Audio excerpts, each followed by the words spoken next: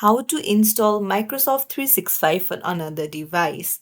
Hey everyone, welcome back to the channel. If you are new here, don't forget to hit the subscribe button and turn on the notification bell to not miss any updates.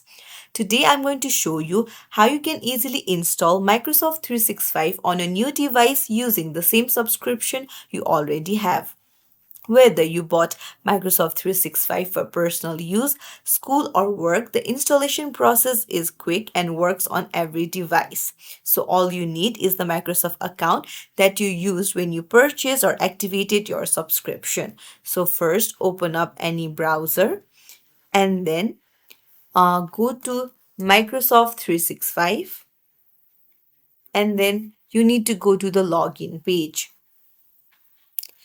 So now you'll need to sign in with the Microsoft account that you have activated and then it will be signed in a new device. If you have used an authenticator app, then you will need to authenticate that you are the same person that is using the account in another device. And that's it. It's as simple as that.